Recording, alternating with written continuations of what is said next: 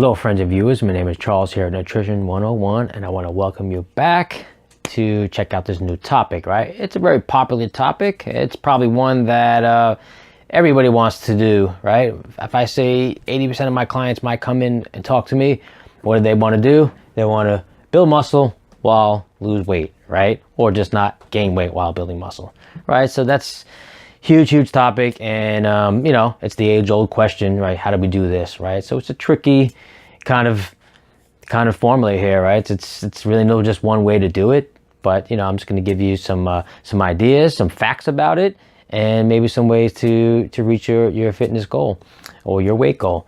Class is in session, and let's get right to it, right? So let me just tell you a few facts about it, right? So when you have an imbalance in your body, right, of fat to muscle, right, that creates the visual of visceral fat, right? And you have that's fat around the waist, right? So they teeter-totter, right? So if you have more muscle, right, you're gonna have less fat, and if you have more fat, you're gonna have less muscle. So just know that going into it. So if you change that formula, and things will definitely start to look a lot better for you, right? And you can't control fat. You can't control where fat goes, right? Basically, the first place to gain it is the last place to lose it. Now, this could be genetic for some people. This could be, just the way their body is made, and I don't really know. It could. Some people get in the neck first, in the face first, in the hips first, in the butt first, right? So this is definitely going to be something you can't control. This is the way it is, but obviously you can do steps to try to control fat in general. Okay. You can't rely on the scale, because when you start to gain muscle, which weighs more than visceral fat, the scale won't tip too much, right? So let's just say you're on a weight loss program and you lose your weight, and you're gonna have to get that done first. So you can't just do it always at the same time.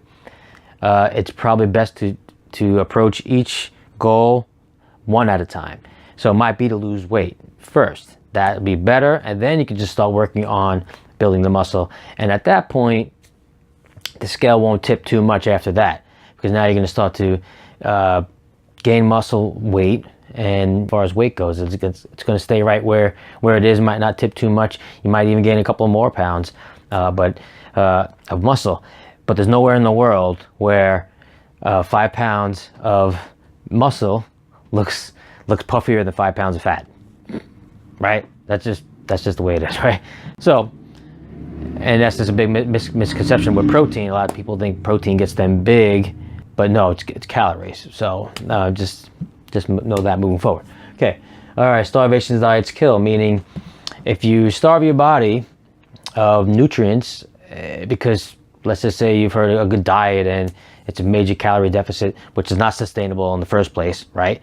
So I don't recommend those diets. But starvation diets, you're lacking so many other things that your body's going to try to hold on to everything it could, because it doesn't know if it's stuck in the desert or if it's lost in the woods or just you're starving your body. It doesn't know. So your body's going to hold on to fat if you don't feed it fat. It's going to hold on to glucose storage if you don't feed that. So this is just the way the body works, right? And of course, if you're doing starvation diets, you're not getting the vitamins, minerals, and nutrients that you need to be healthy.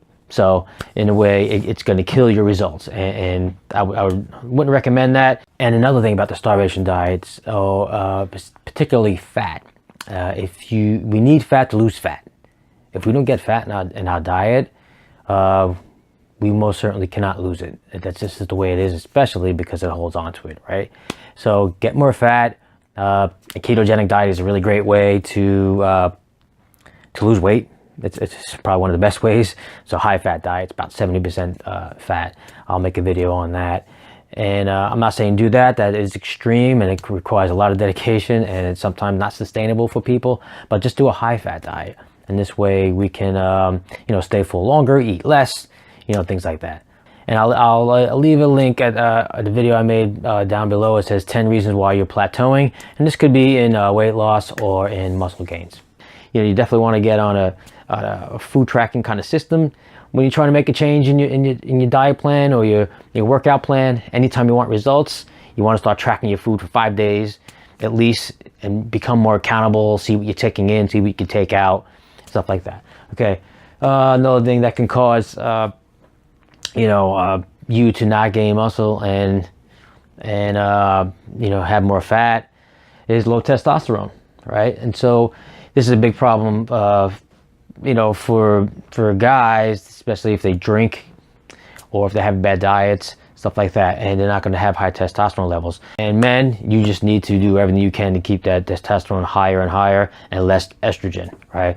One of the big ways to do that is to not drink, okay? Because that's, once you drink, estrogen goes up, testosterone goes down, they teeter-totter as well, just like fat and muscle, okay? So what can we do to change this thing, right? So obviously here's a teeter-totter, which is a seesaw, in case you didn't know what a teeter-totter was. What can we do to make this change, right? So these are things that you can do, the steps that you can do to improve your body and get the results you need. You can change your diet. It doesn't matter who it is. If it's a nutritionist, a personal trainer, a dietitian, and you go to them with this problem, all of them are going to tell you to change your diet, right? That's the one thing that's certain, and that's for sure. The only one that wouldn't tell you change your diet is probably a doctor, because they might want to give you a pill and try to, mask the symptom that you might have, or just try to, not attack the root problem. Changing your diet means not drinking, means higher testosterone boosting foods, organic grass-fed meats, for one of them. But we can't get into diet right now. That could be for another one. Just want to go through the list. All right, change your body composition. Okay, so that basically goes with high muscle, low fat, right? So the scale won't tip too much, right?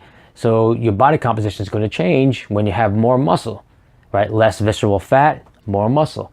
Your body composition basically means your body fat percentage. So you can go to a gym, or there are ways that you can do it at home, and there's a couple of websites that you can go to get your body measurements, and I can tell you how to do that. I'll post that on the info section below. You can check that out. And again, keep on top of that. That's going to be more important than the actual scale, is your body composition. Okay, and that lets you know how much fat you have to muscle. All right, HIIT training, HIIT, high intensity interval training. Forget the cardio, the running for an hour and getting nowhere, not pushing yourself. You need to push yourself for 20 or 30 minutes, bang it out, push it hard, get those fast twitching muscles active, right? Those slow twitching muscles, yeah, we're using those every day, right? It's not enough. We need those fast twitching type 2 muscle fibers activating, boom, boom, boom.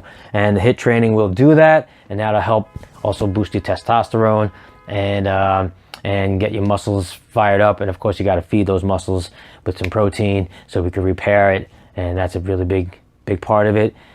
You have to get protein, right? So you need supplementation as part of that, as far as changing your diet. So you're gonna have to get the BCAAs, amino acids. If you don't know what those are, I made a video on that. I could post that down below, and of course some kind of protein. There are other supplements too, but we can get into that another day. So you want to double up on your muscles, right? So if you have a lagging body part, hit that muscle up twice in a week rather than just once. So for me, sometimes it's shoulders. So I might have to go attack shoulders twice. I might not hit it hard with the same intensity both times in each week. I might go light one day and go heavy another day. But for me to get my shoulders the way it is, I need to hit it up twice a week. So some people might be their chest. So that kind of goes with, like, you can't control where fat goes, right? Let's just say it's your chest and you have man boobs. I mean, that could be genetic. You can hit up chest twice a week. It might not change sometimes the structure of how your chest looks, right? If you have like big nipples or not, it's not going to change that. But because that's just all genetic. That's your body type. But it could definitely bring things up a little bit and tighten you up and help you look a little better than you did before. You want to be happy with yourself in the mirror, right? That's our main goal here. You want to look good and feel good and be happy with what you see in front of the mirror. Okay, so you're doubling up on those muscles. And then last one, we're going to be patient, right? You're going to hang in there. This is not an overnight success thing, right? You can't just walk into a personal trainer and say, I want to lose 10 pounds and I want to gain muscle, and you buy 5 sessions and expect poof, it's ready. No, it doesn't work that way. It's not a 1 month process. It might not even be a 2 month process. This could be several months, but just do the right things and you're going to get the results quick. One of the main things here is you want to get healthy to lose weight, not lose weight to get healthy, right? If you get healthy, you're going to lose the weight. That's just the way it is. You get those organs working, right? You get everything running properly, which is what intermittent fasting helps you do, which we've talked about. I just made 3 videos prior to this, and you could always check those out. And intermittent fasting is one of the best ways to maintain weight and to help you get the results you need. Of course, you want to track your food, right? So that's what you're going to do when you change your diet. You're going to track your food for 5 days, see what calories you're taking in, and see how many you can take out. So a 250 to 500 calorie deficit a day for a week could help you lose up to a half pound to a pound in that week, and that's without exercise. You add HIIT training to that, and I guarantee you're going to be burning more calories, and you're going to lose a lot more weight, right? But again, you don't want to just lose the weight. You also want to work out in the gym. So I'm assuming you're going to be in the gym 3 days a week, maybe 4 days a week, and hitting it up. Of course, you could do sport-specific training like I do. I'm a runner, all right? So it's very easy for me to get into a catabolic state, which is breaking down muscle, which is what we do when we run. So I take something called L-glutamine. It's a very good muscle amino acid because it helps to protect your muscles, right? It prevents muscle breakdown, right? Which is really important for someone like me who's a runner, who I don't want to lose my gains that I had developed throughout the week when pushing hard, because I have very sport specific training, specifically obstacle course racing, where I need upper body strength and grip strength and shoulder strength and back strength. I need all those things, and I don't want to lose them when I go out for 8-mile run. So I'll take L-glutamine daily to protect my muscles and and keep them healthy. And of course, protein. If you're going to do BCAAs or amino acids, make sure you get one that has at least 3 grams of leucine in it, because that's your long chain amino acid, which helps with muscle repair, and again helps you from stops you from getting into a catabolic state.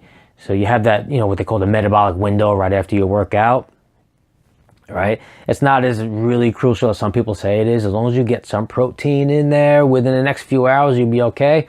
But I say, yeah, definitely get your BCAAs in there. Get your leucine or your amino acids. Try to get one stevia sweetened if you could. Otherwise, you're going to be taking ones with sucralose, which is just chlorine and sugar. Okay, that's what sucralose is, and chlorine kills the good bacteria in our body, so we don't want that. All right, so that's about wraps it up, and thank you for listening. And of course, share this information with anyone. I know this is a really big topic, and let's hope you appreciate this information. Of course, if you have any questions or you want to leave any comments, please do that below. And of course, let me know what videos you might want to see next, and I'll gladly make those for you. Good luck with your fitness goals and trying to implement this into your plan. All right, my name is Charles here at Nutrition 101. Thank you again. Class dismissed.